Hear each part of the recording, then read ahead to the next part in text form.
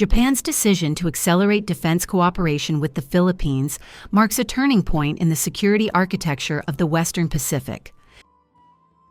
For decades, Tokyo avoided direct involvement in regional military modernization, limiting itself to humanitarian support and non-combat assistance.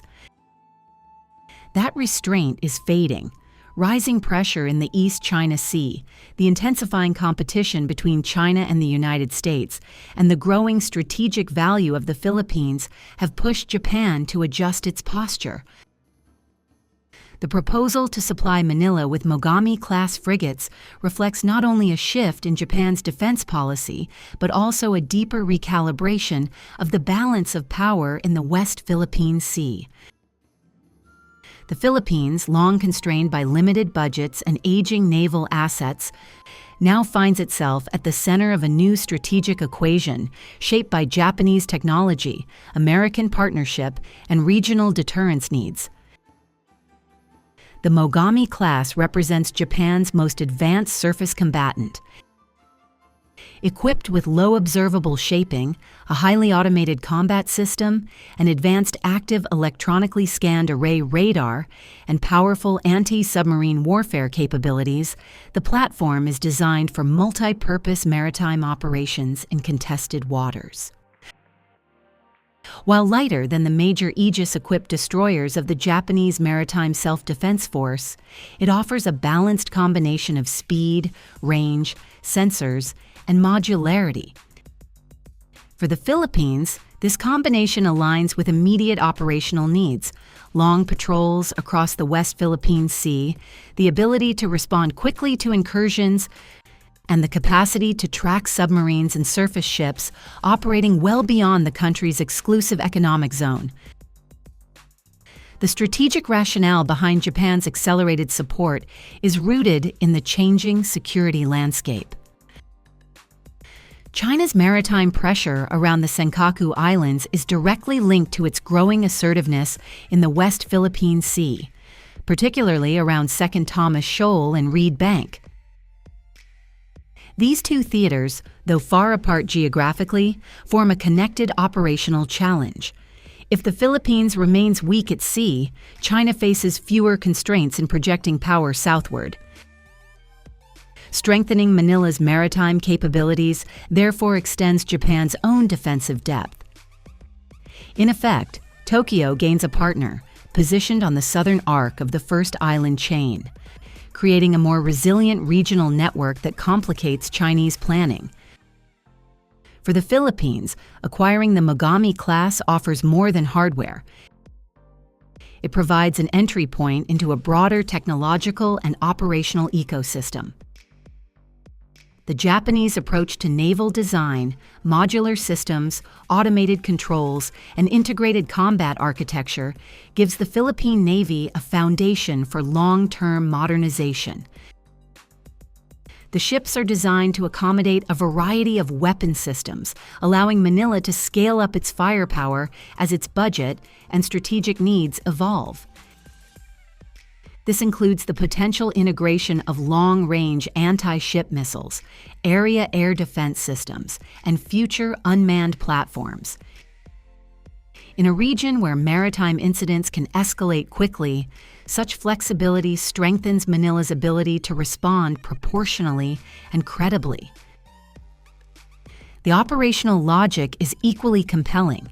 The Philippine Navy currently relies heavily on the Jose Rizal-class frigates and a range of offshore patrol vessels that lack the endurance, firepower, and sensor fusion needed for sustained operations in high-threat environments.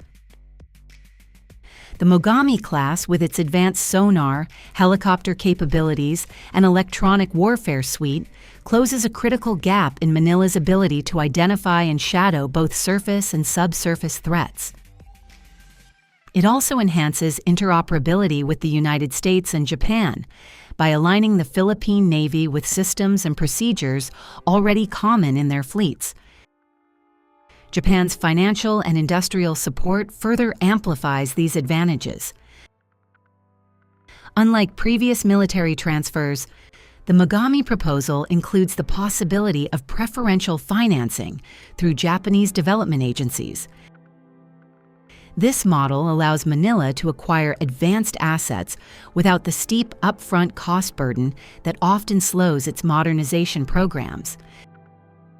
Japan has also signaled willingness to support maintenance centers in the Philippines, reducing long-term life cycle expenses and allowing Filipino technicians to build expertise in Japanese naval technologies. This move, if formalized, would establish the Philippines as a minor but relevant node in Japan's expanding defense industrial network. The geopolitical effect extends far beyond naval capability.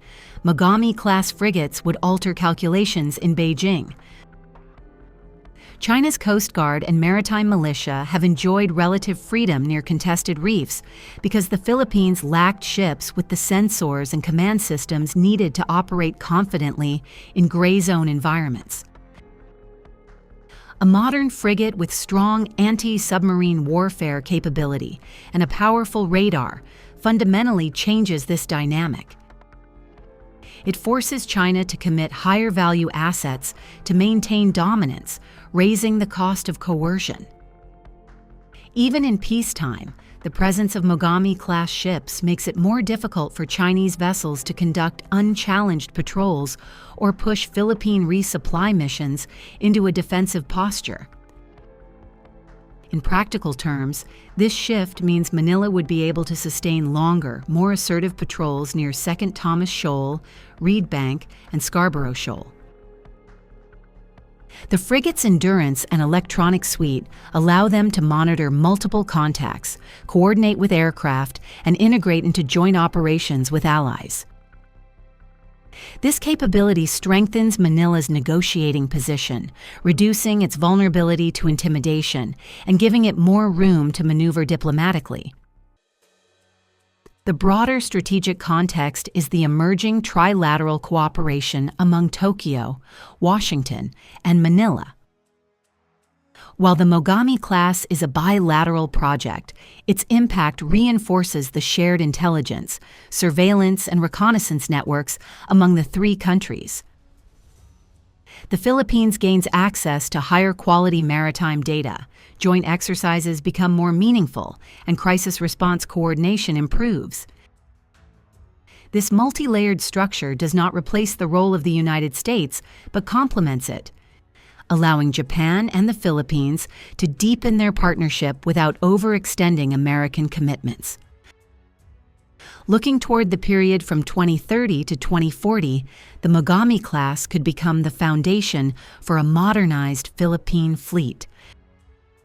With 2 or more of these frigates, Manila would be able to transition from reactive coastal defense to a more confident posture of forward presence.